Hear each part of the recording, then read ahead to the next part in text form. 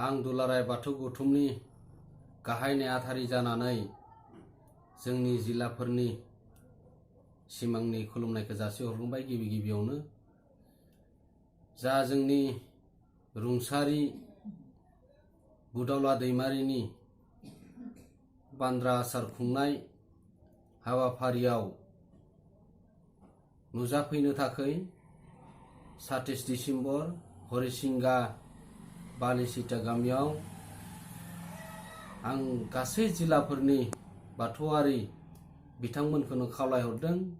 बे हाबाफारियाव दान्दिसे सम नुजाफैनानै दुखुथिया न'खरखौ दसे समनि थाखाय सुखु गोजोन होफैगोन आरो बेजोंनो लोगोसे धोरोम बासियालासिनो जोंनि बर'नि आफादफोर संगठनफोर गासैखौबो आंनिफ्राय खावलायदों गौथुमनि जानानै बे बान्द्रा आसार खुंनाय हाबाफारियाव लैहोर लैहोर फैनानै बाहागो लाफैनो थाखाय आरो बेजोंनो लोगोसे वेस्ट बेंगल, नेपाल, दार्जिलिं, अरुणाचल, बांलादेश बिथांमोनाबो बाहागो लाफैगोन आरो बेजोंनो जोंनि जिल्लाफोरा गोबाङानो खौरां लाहरदोंमोन जोङो 27 डिसेम्बरा बन्द जागोन नामा।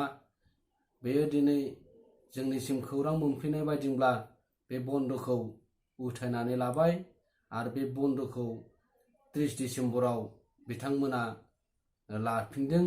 बेनिखायनो जिल्लाफोरा फैनो थाखाय खुनु उसुबिदायाव गोग्लैनाय नङा। बेनिखायनो फुंनि समावनो फैनानै लैहोर लैहोर फैनानै बाहागो लाफैगोन। आं बेखौनो जिल्लाफोरखौ खावलायनानै आं बेखौ मेसेज बायदि होनाय जाबाय।